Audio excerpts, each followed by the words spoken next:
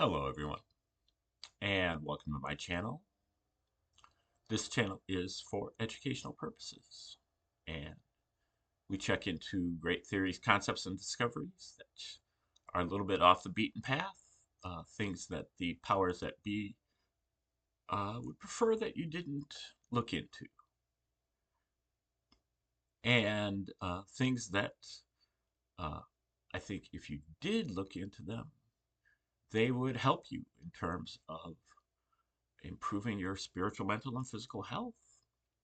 And so this is a segment we have that is called Your Blind Side, and this is for the patriot movement out there. Um, just some tips from your guardian angel, who is um, hoping that you um, emerge victorious, but then you continue to um, progress, improve, evolve, whatever you want to call it, and see through your revolution um, to a golden age. Um, but I think that if we kind of stand pat with where we are right now, uh, this movement will fail ultimately and will kind of uh,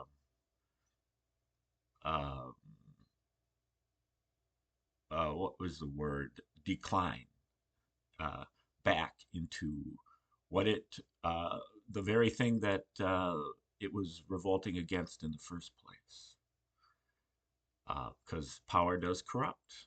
And, um, when you're uh, complaining about what you don't have, that's a big difference than when you um, do have and, kind of other people are complaining about it. So, um, your blind side is just an attempt to point out some of our Achilles heels and things that we need to tighten up as we move forward after defeating the globalist factions. Um, and I just got done hearing some patriots talking about, you know, if we move, if I'm given the choice between, moving forward into the AI world and moving back to Little House on the Prairie, I would choose the latter every time. Well, I'm inclined to agree, but at the same time, I feel like that we have to move forward into the future. Now, the AI future and the high tech future, I don't know about all that, and I am borderline luddite. Um, you know, uh, I I'm not into any tech stuff. Having a channel is about the most challenging thing technologically that I've ever done. Um, and just hooking up this microphone was a high stress item for me for like a month to try to figure it out. So, um, I'm not the person to really say this, but we do have to move forward into the future. The conservative ideal of going backward to more familiar uh, times, uh, that's that's not going to be sufficient. Um, Now, that's not me endorsing the IA dystopian future, but it's got to be, the future has to be, um, you know, the unknown is we have to embrace that. We can't just go right back to the known just because we're comfortable with that. Now, another thing that I wanted to talk about was the mental illness that is religion. And I'm about to finish this book that was recommended by some um, person who was in the chat of a podcast that I listened to that told me that this book proves that the Bible was written by God. And, um, I talked about this last week how, um, I felt like I was the only person who actually went out, got the book, and read it. Whereas all the other Christians that heard that just said, oh, this book proves that the Bible was written by God. Therefore, the Bible was written by God. I don't need to go get the book and check to see what it says. I'll just take your word for it. And I feel like that's the approach that a lot of Christians use is, don't look into the source, just kind of assume that it's correct, because it ratifies the current beliefs that we have. But when you actually do read the book, you recognize that it does nothing of the kind. It it uses a lot of arguments such as there is no other way that it could have all these patterns in it other than it was written by God. And so the there is no other way approach is not an argument uh, that, you know, proves that anything was written by God. In fact, um, by Occam's razor, it would be much easier to say that actually it was written by the Romans, who had access to basically unlimited resources, manpower, um, and they were already inclined to embed patterns and codes, enigmas, um, satires, and the like into texts, as psychological warfare. This was the Romans' MO. And so it's not any type of stretch at all, although you might call it conspiratorial. But I would say that conspiratorial is more likely than supernatural. And so every time he says that there is no other way that it could be than God did it, I can always think of the other way. The other way is that the Romans did it. Um, Now I got to near the end of this book, and in the last or second to last chapter, he talks about how, um, you're making a hermeneutical mistake when for example, he talks about the book of Isaiah, and that there's kind of a scholarly opinion that Isaiah this author's basic point is that all 66 books of the Bible are an integrated whole, and that they all kind of um, work together, and that shows signs of it having been written by God. That even though it was written by dozens of authors over the course of thousands of years, it still is an integrated whole. And so he suggests that the book of Isaiah, which scholars believe was written in at least two, if not three, installments, that like the first 39 verses, 39 chapters of Isaiah are written by one author, and then the other 27 are written by a different author or possibly two authors. Um, and he suggests that, and this is the kind of mental illness that I'm talking about. He says that can't be true because if it were, that then you would be calling Jesus a liar, because Jesus says that Isaiah um, Jesus points to two separate verses of Isaiah, one from the first 39 and one from the last 27, and that they and says that they were written by the same author. And so if you contend that there are uh, uh, two separate sections of Isaiah, two separate authors for Isaiah, you're calling Jesus a liar.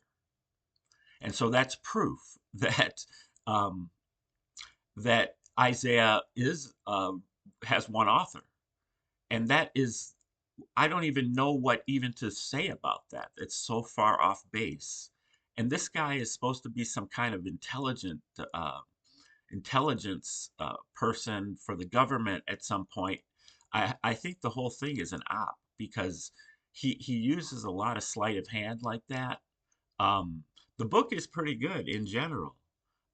It's very informative about some things and casts certain things in a light that I hadn't really considered before. But as far as proving that God is the author of the Bible, that's absurd. That it doesn't do anything even remotely like that. It it shows you the mental instability of people that think that. Um, but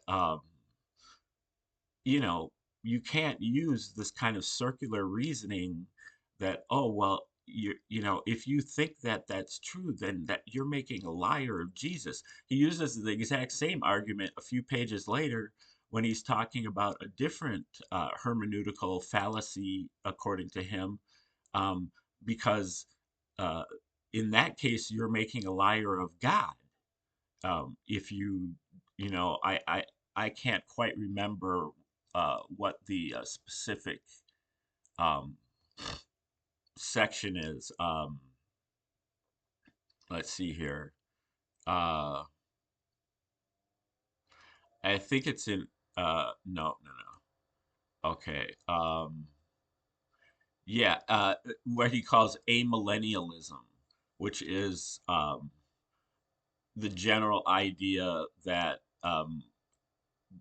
that there is no 1,000 years uh, of a golden age, 1,000 year rule of Christ on earth after the events of Armageddon or the end times, and that there's going to be a 1,000 year rule of Christ.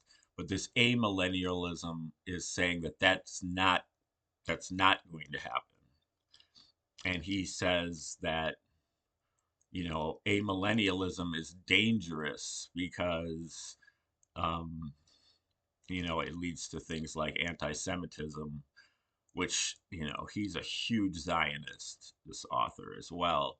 But he then, says that, if you go along with this amillennialism, then you're calling God a liar because God says here, amillennialism would make God guilty of not keeping his unconditional covenants to the physical descendants of Abraham, Isaac, and Jacob, the Jews. And he talks about the promise of the land kingdom, greater son of David, and the promise of restoration of the land of Israel from worldwide dispersion, and the promises that a remnant of the Israelites will be saved.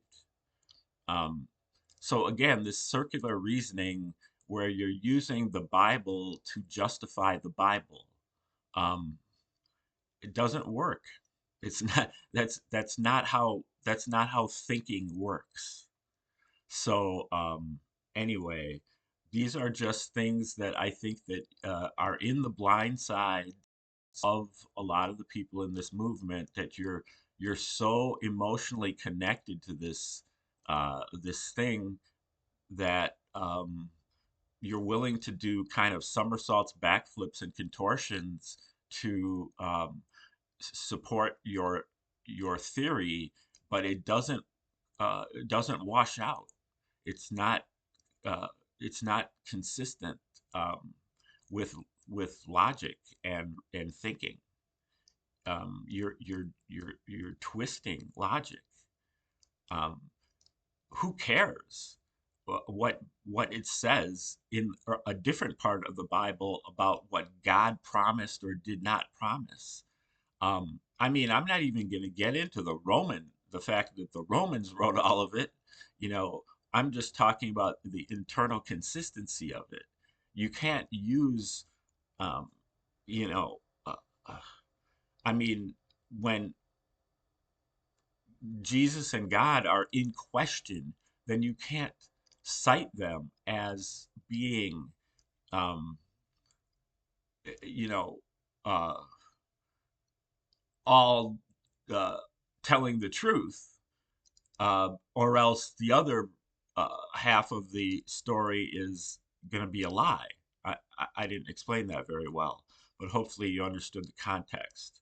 You know, you can't just say, oh, well, Isaiah is written by one author, because otherwise you'd be calling Jesus a liar, because here he says that it was Isaiah was written um, by one author. Well, you know, back 2,000 years ago, um, it was probably considered that Isaiah was written by one author. But if you actually, you know, he never goes into the actual study that the theologians have done that demonstrates why they think that the first Isaiah is different than the second half of Isaiah, that they're written by different authors at different time periods. Now, I don't know exactly what the evidence is for that, but he just kind of dismisses the evidence as, oh, it's not even worth you looking at it. The main point is that you're turning Jesus into a liar if you think that Isaiah is got two separate parts. So anyway, that kind of stuff makes me sick, and that is the kind of stuff that is going to turn this movement into a more witch burnings, inquisitions, and crusades, and dark ages and feudal systems. So,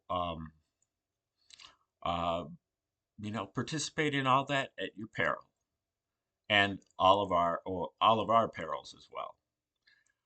Okay, thanks for tuning in. Like, share, subscribe, comment, contribute, and remember to watch your blind side.